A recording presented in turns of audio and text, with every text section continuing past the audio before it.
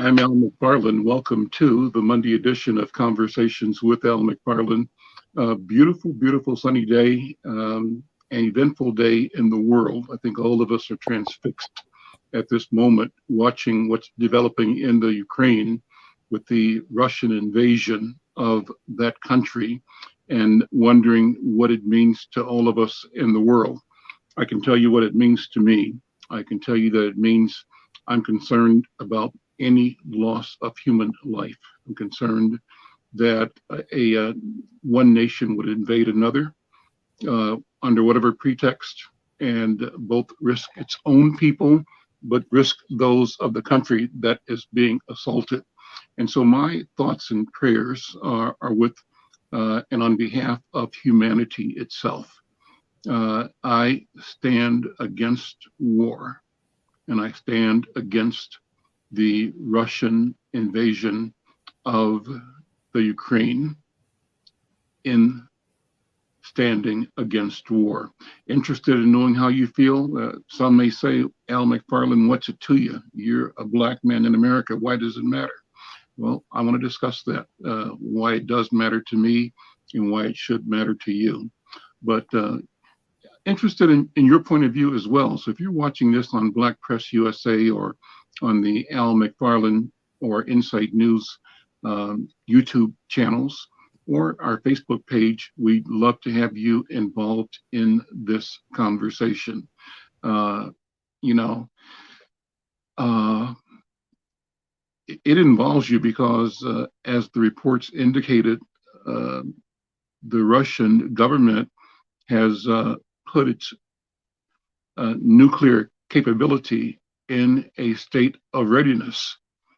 That's got to involve and be of concern to every human being on the planet. We have the capacity to do damage at a scale not even imagined. And we have the danger of unleashing forces that are global and that probably cannot be recovered from. So it should matter to you. It matters to me. That makes it personal to me. But as well as being personal, I have to simply look back on and think about what it means to be a human being and to look at those men and women in the Ukraine and other places around the world where there is genocide or the threat of genocide, the threat of totalitarian rule, the threat of loss of liberty and freedom, the threat, all of that represents a challenge for all of us. Dee, how are you doing? I'm doing well. How about you? I'm doing well. I need to put some power on my camera. I'm going to ask you to weigh in on the conversation I started while I take off camera for a second and put a power supply in, okay? Sure. I mean, I can't add anything to what you said. I guess I'm stunned that in today's world, one nation feels it has the right to invade another. But yeah, I agree with everything you said. I worry about the nuclear capabilities and the damage it can do. I worry about what this is doing just to the people of the Ukraine. It's a terrible situation. One I never thought I'd see in my lifetime. Yeah, absolutely. And I see we're joined by our colleague and friend and co-host Diana Hawkins. Diana, how you doing? And I see Brother Tekken is here as well. Tekken, good to see you again. Diana, what are you? Oh, I'm devastated. There's 198 people so far, maybe more now, that's been killed, and half of them are kids. And I'm looking at how they're trying to get across, and they got their belongings. And I was looking yesterday or the day before, where the bomb had hit the building, and the lady said she had just came out of her apartment. I mean, this is crazy. I'm devastated behind this, because I'm like you, Dee. This is something that I never thought I would see. You're that close to one another and you're acting like this. I'll let Tekken weigh in because I know Al looks like he's frozen.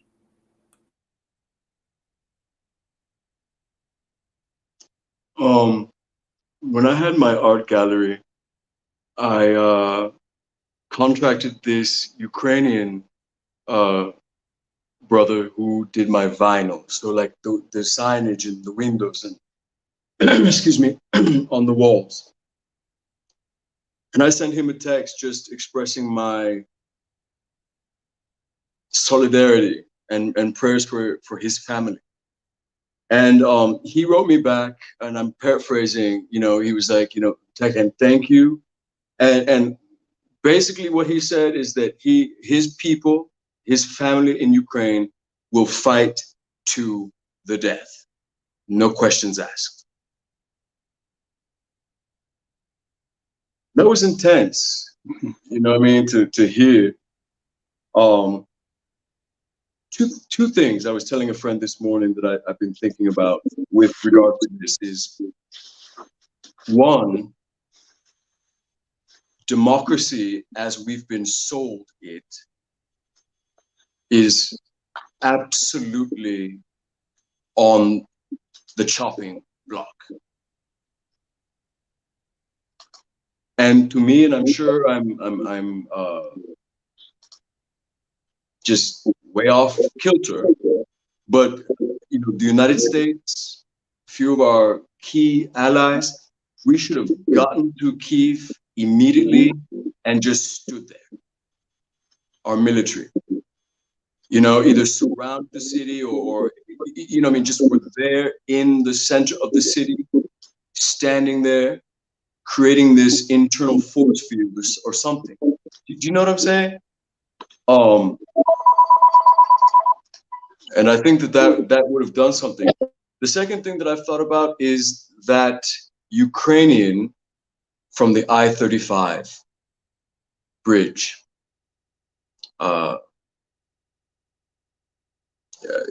scene that happened the summer of George Floyd uprising, and how there's so much more to that story than we've ever been told. And in some ways, I believe that it relates to what's happening right now.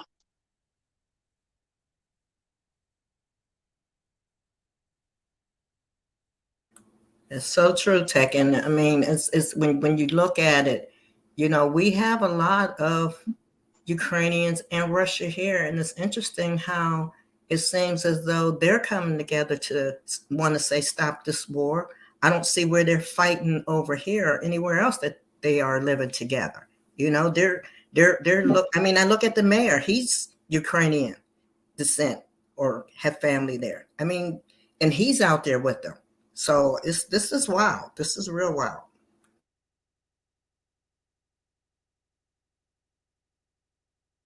I'm back, guys. I had to switch my camera and unit, but thank you for jumping in. And so, Tekken, what I didn't catch most of what you said, but what I caught at the end was that you are letting people know that you have contact with people who are declaring their intent to fight for their freedom. Is that the spirit of what you said? Yeah, I have one, 100% Ukrainian friend that I met during my art gallery days who, he assured me that his people will fight to the very end, which kind of reminded me of how Churchill rallied the British when they were, on the eve of, invasion or what have you, fighting in the hills, fighting in the valleys, fighting in the alleys. You know what I mean? But it's a shameful episode for democracy, whatever that is. So let me push the envelope a little bit, because I raised the question of myself, and I think it's worth having the discussion, Tekken and Diana and Dee as well. Tekken, what does it mean to Black people? Why ought we, do we, should we, or should we not weigh in on this question of Russian aggression in Ukraine. Is this a place where we say we haven't got a dog in this fight, or do we have a dog in this fight? And so let me put it in context. I watched Dr. Greg Carr, who is the head of Africana Studies at the Howard University. He has a regular program every Saturday with Dr. Karen Hunter. The program is called In Class with Carr, and the topic usually is something about the African experience and how African people have to use technology and can use technology to create an escape route, a way that we can create both identity and connectivity, relationships with each other around the world, and in a way that allows us to interact with the world on different terms. That suggests that the terms of the engagement at present are terms of superior and subjected, with the European experience and expression of a will and intent and illusion at the end of the day of supremacy and superiority that asks of the rest of the world that the rest of the world genuflect at the altar of white supremacy, of white nationalism, of white culture. And he said that given that as a sort of a historical context and background, he thought back on what happened in World War I when American soldiers, black soldiers from around this country enlisted and went and fought to defend Europe against the aggressors in World War II, and how black soldiers did the same, in World War I, and black soldiers did the same in World War II. But in World War II, we remembered the lessons of World War I. What were the lessons? That black men in uniform came back to this country, and rather than be treated like heroes, the heroes they were, they were murdered by Americans. And the culture wanted to put black people in general and black men in particular back in their place. And armed soldiering black men was not the image or the reality that white supremacy could or would allow. Therefore, you had what they called the Red Summer, the mass murders of black people throughout the country, burning of black communities throughout the country under the banner of white supremacy. World War II comes, and remembering the experience of World War I, black political, civic, cultural leaders went to our leadership, America's leadership, and said, we want our people to fight to defend America. Not that America has done anything to deserve our support, but we also know who the players are in this global conflict. And we probably would be better off dealing with you all than with them, right? The Germans and the Nazis and the fascists and the imperialists have no good intention that we should leave this, however bloodstained and horrific experience we've had here. But we know that something is being made here, and we are a quintessential part of that. That's the American idea, the American experience. So there was intention on the part of black people in weighing in and supporting aggressively the idea and the potential of democracy, because we knew that our future lay in protecting and then bringing into reality the promise of the potential of democracy. That democracy hasn't been fulfilled yet, but it's a work in progress. You said that, Tech, and I think we have to look at what democracy is purported to be and what the reality is, and they are different. The question is, what is the principle and the promise? So all that to say, from my point of view, that my position, and I believe our position, as Black people, as Africans in the New World, that's what I call myself, is that we have to use this and every opportunity to negotiate freedom, inclusion, equity, parity, and and support processes that can lead us in that direction. And to me, the investment we've made here is an investment that we have to keep nurturing and support and grow. That's my point of view. So I'll throw that out there. I'll say more. Tekken, what do you think? Well, I've been, going through channels, and on CNN, there's this brother. I want to say his name is Joshua Johnson, or I can't remember, on CNN. Young brother, and he has been every other day or every day interviewing this American expat, Black, who is in, I don't know if it's in Kyiv or in one of the major cities of Ukraine. That's not the brother named Terrell. Is it Terrell Starr? Yes. Terrell Starr. And he has journalist. Yep. Amazing, impressive. It's been intense to listen to him.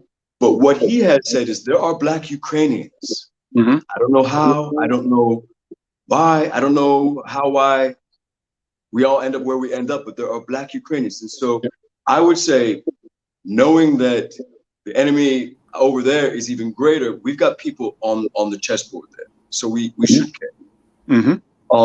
Secondly, I mean, this is the innate nobility of Black people.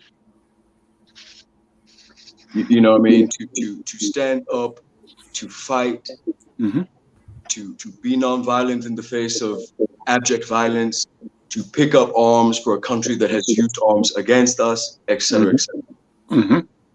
The last thing I want to say, and I want to pass to someone else, is that when I was 16, I went home to Colombia. And I found, and I may have said this story to you before, but I found myself in a room full of Black Colombians. And they were very interested to know how I identified myself. Am I Black? Am I Afro-American, Afro-Colombian? Am I Colombian? Am I, this, that, the third. And I said, of course, as an African-American, raised Afro-Colombian, oh, I am Afro-Colombian or something. I said something in my 16-year-old self, and they reprimanded me. They said, no, you are Colombian. All that other stuff, no, you are Colombian. And I think that if we were to ask the average African-American, that's what they would say too. That they're American. They are American. Yep. Al, I want to go back a little bit to where you talked about the war and the military. Because here I am, a person that comes from a mixed family. My sister looks like Dee. She had it great in the service. My other sister looks like me. She had it terrible in the service. So it was just not men, it was women too. And the women were degraded more than the men. My brother-in-law came back from Africa. And when he came back, he was never the same. My brothers, two of my brothers that were in that Persian Gulf, and I lost several family members in the Persian Gulf, they were not treated well. I mean, just what you said, and just what you said, Tekken, it's kind of like you need to stay in your place. And we're going to make sure that you stay in your place. I'm just going to tell you guys, I'm never going to be so proud to sit down and watch this documentary tonight, where it's talking about Slave by Another Name. I can't wait to see this tonight. TBS is putting it on because they're saying that in this country, the belief is that slavery ended with the proclamation. I don't believe that. It didn't. I don't believe that. So all of this is tying together. It really is. It's just, I'm gonna let Dee speak, but this is all tying together because I can't wait to watch this, because after seeing what I saw, And these babies getting killed, and the way that they're bombing, and the way that they're just going in and just, I mean, they blew up the airport. So how are people supposed to leave? Mm-hmm. You know, and then you're sneaking around and you're blowing up these apartment buildings and you're blowing up kids and stuff. This is all tying in. Mm-hmm. So I'm gonna pass it to D. D, what are your thoughts?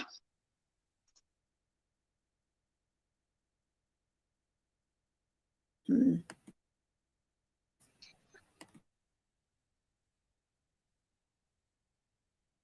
Is she muted? Or she doesn't have it? All right. There we go.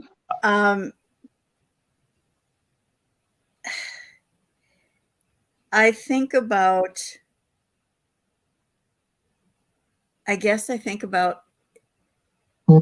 the nobility of the Ukrainian people, first of all,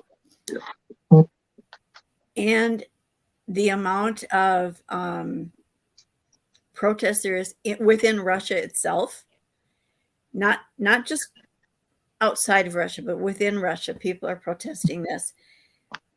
But I always think too, I just happened to finish a book that was about the Second World War and about the Nazis. And I wonder, is Putin any different in his thinking than the Nazis were?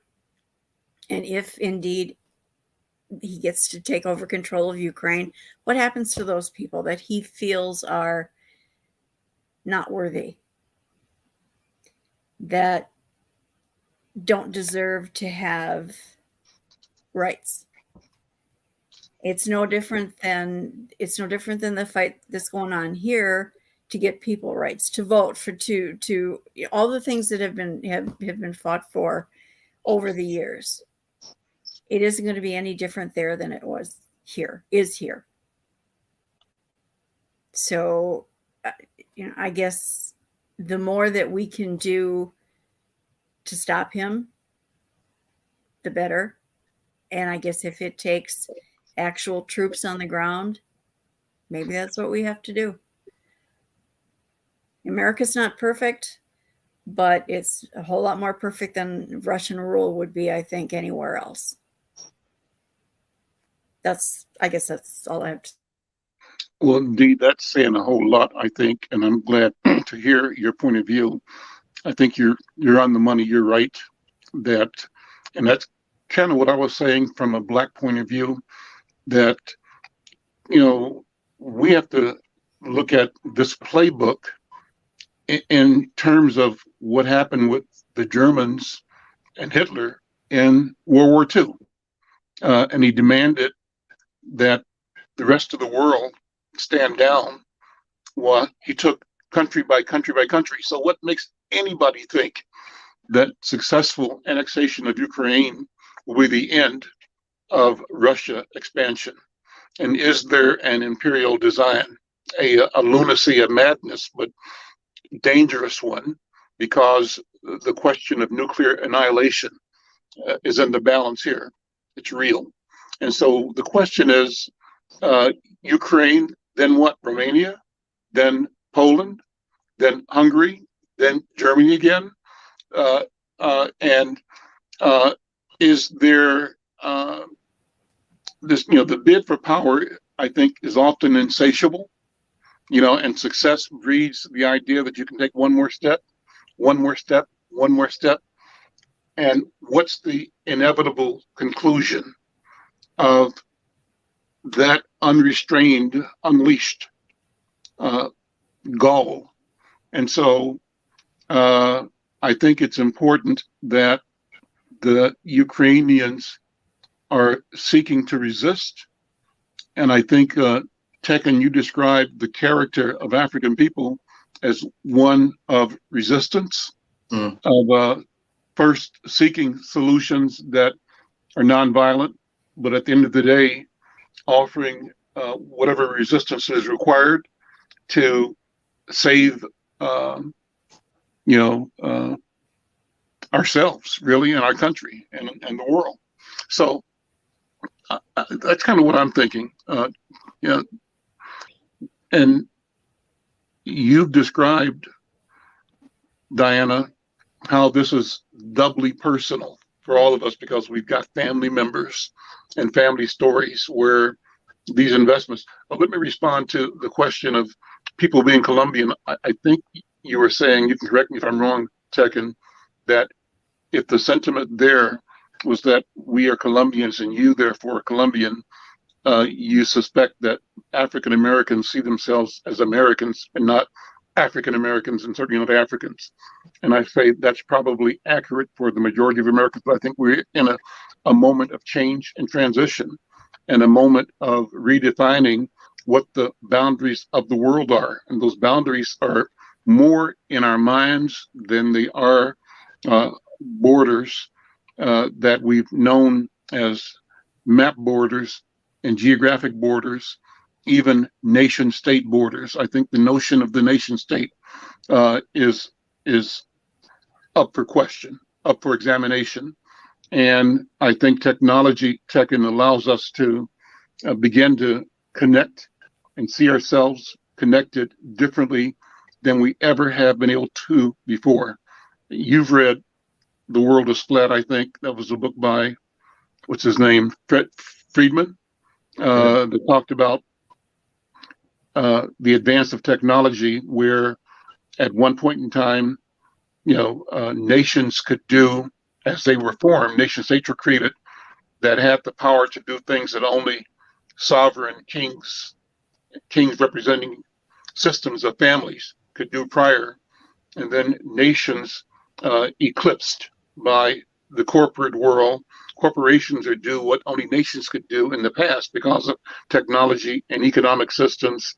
And now with modern technology, individuals can do what only corporations could do because we have the tools to collaborate and create relationships that could only have been handled at a mass level by corporate or government or royal entities in history. So the game is changing. The question is, how do we as individuals both understand and recognize and be part of shaping what reality is for ourselves and for the future? And part of it, go ahead, jump in. I mean, so many things while you're speaking are just floating through my mind. The first thing is how do we make this local? And honestly, I started to think about gentrification. Mm-hmm. You know what I mean? Like when you were saying, is it going to be Poland? Is it going to be Yugoslavia? Is it going to be Romania next? Is it going to be Harrison? Is it going to be near North? Is it going to be, you know what I'm saying? Like Broadway, Yep. You know? And then even deeper question. Hold it right there. Hold it right there. I mean, so that's really key because, so put into that thinking, Tekin, the stories on CNN about Donald Trump saying Putin's not so bad. Yep. And the question is there an American plutocracy or oligarchy that really wants to be in sync with the Putin idea of oligarchy and domination? And is there a world domination strategy in the name, under the banner of wealth? And that wealth happens to be Eurocentric, and it happens to reflect both Donald Trump and everybody in the Trump machine, which includes our neighbors and our friends. So you add to the question of gentrification. What are we talking about? I'm throwing it in just to talk, man. I mean, so I would push back and say wealth is a human construct, a Yep. global human construct. Yep. The first people to broadcast their wealth was the ancient Kemetans or Egyptians. You know what I mean? Mm-hmm. And so, I think it's a global thing. Colonialism, neocolonialism, the powerful groups repatriating, if that's the right word I'm trying to think of, land. Maybe they had some connection to it in the distant past, but they want to come now and take it all back. Again, hell or high water, not necessarily deeply concerned about displacement of communities that are there now in the modern era and have been for the modern era. There are groups in Minneapolis who say that our city council, our mayor, Lisa Goodman, MPHA are in bed with the Trump-Carson agenda. You know what I mean? Development, privatization. But when I went beyond that, it was a much greater question, because I started to think about Tibet.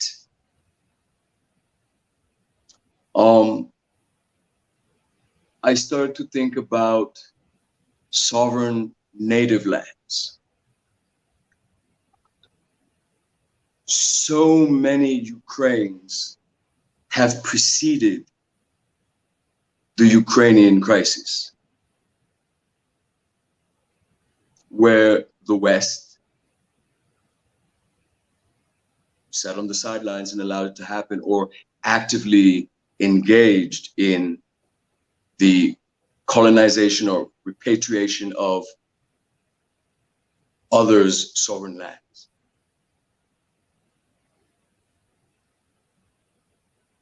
And so, you know what I mean, watching what we do and what the great Western powers do is going to be very interesting, because it applies to everything that's come before. Sure, you know, yes, trickle-down economics, global markets, construction, developers, city planners, gentrification, broken windows, policing, all this different stuff. Ukraine, Tibet, the Badlands, the United States. I mean, should Mexico invade us to take back ancient historic lands? So it's just, and also too, in reverse, I was debating with this English woman on YouTube, actually. In reverse, it almost supports the idea of Welsh independence, Scottish independence, Commonwealth nation independence. So we're at the nexus of the global reality post 1492, if not earlier. I don't know, I could be kind of out there right now, but I mean, you know, it's a wormhole that I hope people start to go down. I think this is where we need to be in conversation, Tech, and so thank you. And I want to go ahead and pursue that. So the question is, what if? What does it mean? What if we have to, because one of the buzzwords in our community now is reparations, right? What does the concept of reparations mean to us, and how does it apply to the Badlands, to the Aboriginal people in the Australia world, to those small nations in Europe, in Africa? I mean, so where does this go? And part of it is, again, the capability of individuals to communicate and cultures to communicate differently in ways that where we had been separated, we can be no longer separated, but self-identify in new analyses, new understandings, new awareness.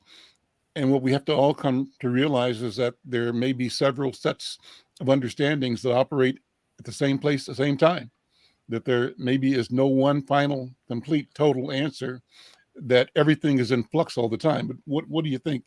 How do you, Tekken, think about all those small nations, small communities, cultural, historical legacy communities as we move forward on the planet. What is going to happen?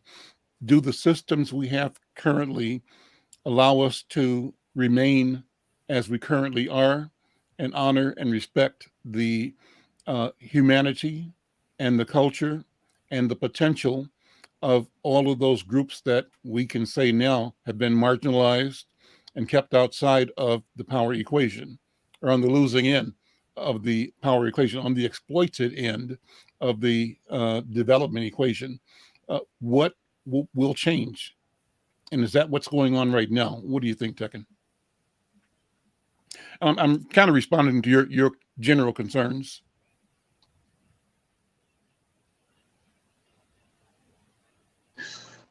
I mean, the system was not founded on any principle that is good per se, or noble, or healthy, or love-centered, or any of that. And so I don't know where we're going. We're so deep in it that we now have been co-opted half the time to actively work against our truest interests.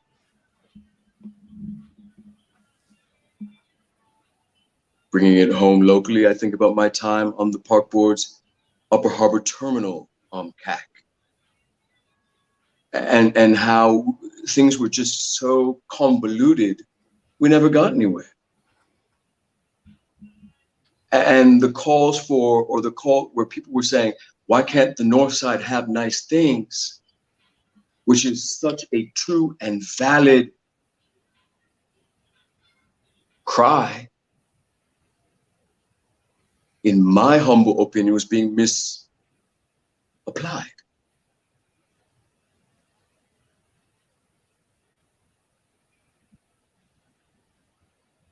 So, I mean, you know, I don't know what's happening. You know what I'm saying? And probably that was my mistake to take it so esoterically or kind of broadly. But there are many more minds in our community, far greater than mine, who might hear this and might start to think about it and might want to join this conversation on Mondays as we work through these questions, right? Well, I love the idea, Tekken, that you said, let's think about Ukraine and see what it means here in Minneapolis at the neighborhood level. I think that's the right thing to do.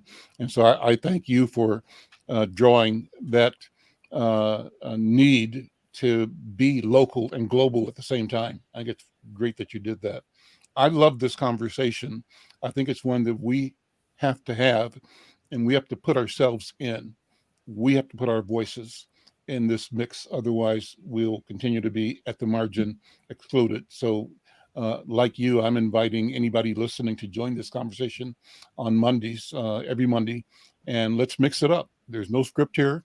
We're talking what's on our mind, what our feelings are, what our thoughts are.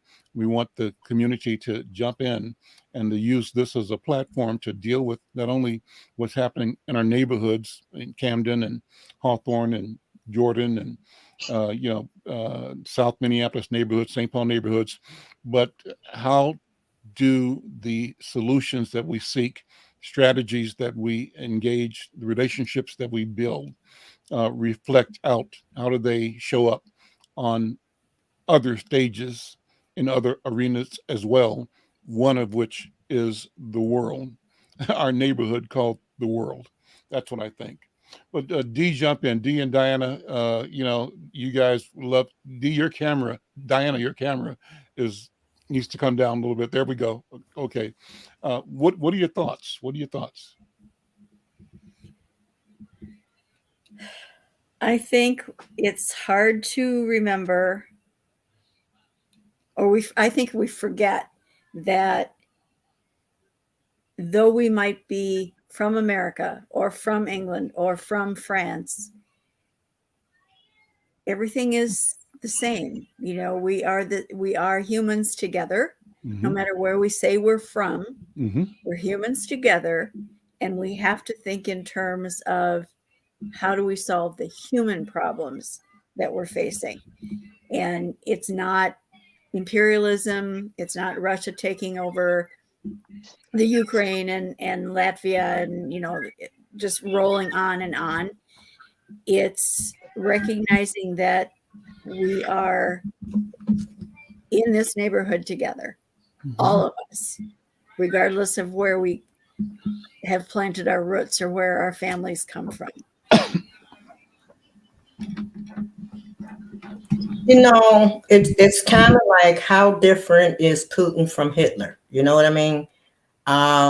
That's the question that I have seen asked, as well as Putin, Hitler, and Donald Trump are all the same. Mm-hmm. I mean, when you look at it, they all have that same mindset. So how different are they? But also too, let's not forget that Nazism, great contributing factors to Nazism and the concentration camp system and all of this was based off of American apartheid. Explain that. That's a great point. I know what you mean, but let's explain it for the conversation. From what I understand, the Nazis studied when they were, trying to partition off Jews and eradicate Jews. They looked to what the United States had done, in the first 100, 200 years of existence, even through. So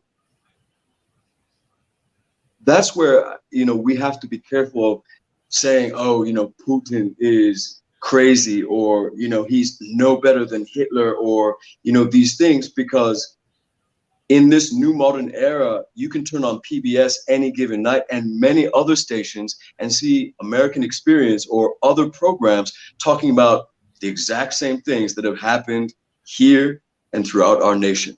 Mm-hmm.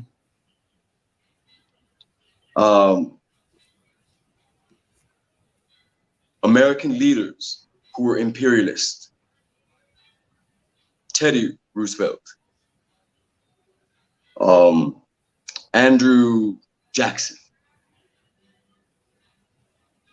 Manifest Destiny, the Monroe Doctrine, the whole history suggests, the expansion of this nation from one coast to the other.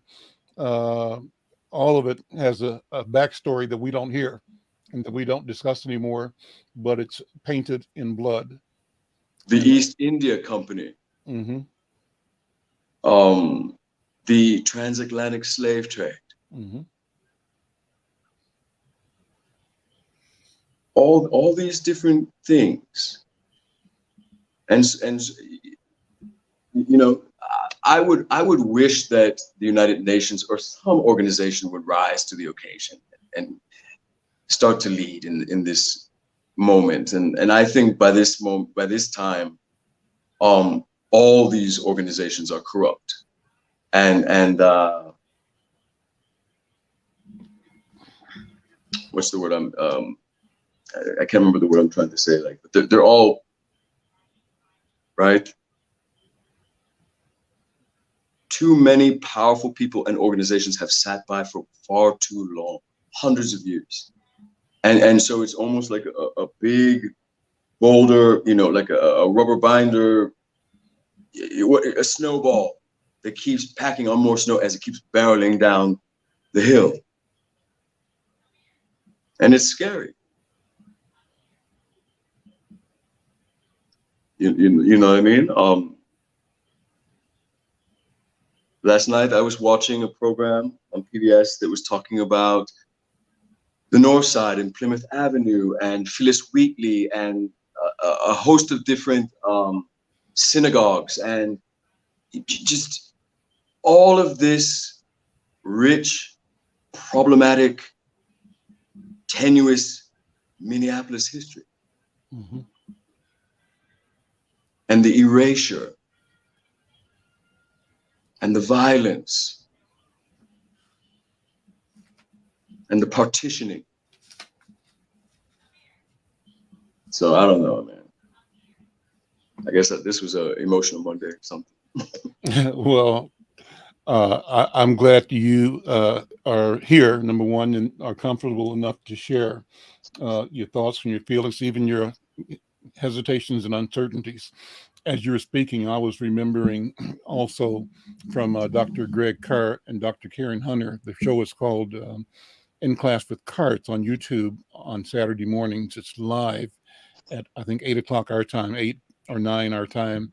It's a 2-hour lecture, basically, not a lecture, but a class where Dr. Carr, who's the head of Africana Studies at Howard University, is just delivering knowledge that is amazing from my point of view. And one of the things he said in this Saturday's program had to do with the question of sovereignty.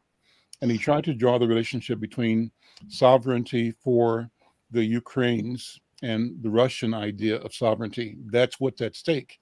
The Russians say that you all, when he gave the example of Russian soldiers or officials coming into Ukraine and being met with people saying that they didn't speak Russian, they spoke Ukrainian. And the Russians said, Ukrainian, that's not a language, that's a dialect. That's a dialect of Russian. And so the example there was the revelation of the application of power. Who can decide? The Ukrainian said, I'm speaking Ukrainian. The Russian said, Ukrainian, you're speaking a dialect of Russian. Where's the definition? The equation he drew in the lecture Saturday was when in this country, Black people speaking our nuanced language, could be Creole, could be Gullah, Geechee, could be, New York nuance, Chicago, Detroit, all these nuances in our language, broadly described as Ebonics.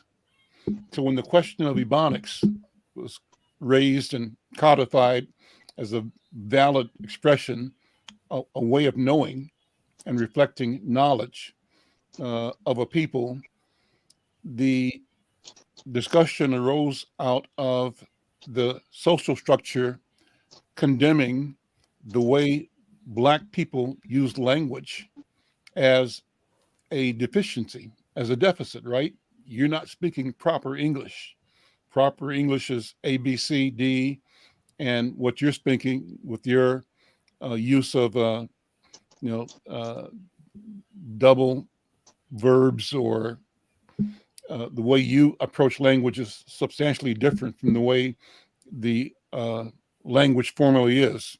So it was a question of value and determination. So the question is, who gets a right to decide whether the way I speak is a dialect or whether it's a bona fide language? Whether if I say I'm Ukrainian, I'm speaking Ukrainian, Ukrainian has to be seen by the world as a valid expression of my way of knowing, or whether somebody outside of me says, oh, that's not a language, that's a dialect, it's a deficiency, it's an aberration.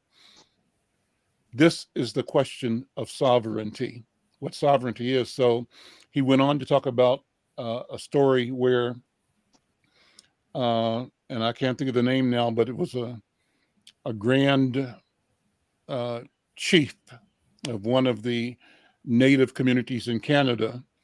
At one point in time, a group of elders had met and tried to look at and ask the question,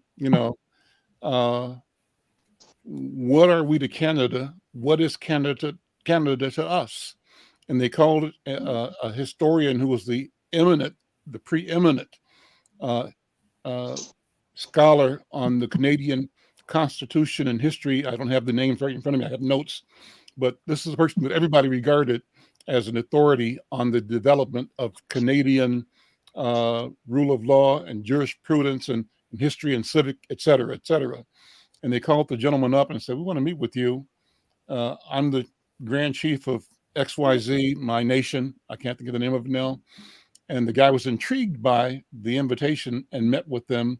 And when they met, they said, what is sovereignty? Question. And then, who is the queen and what made her sovereign over me? I'm going to stop the analysis there with the question that I want to be able to raise for us. What is sovereignty, and why is Putin able to be dismissive of Ukrainians, saying that their language, their culture, is a dialect, not a language? How does that apply to us as Africans in America, as African Americans?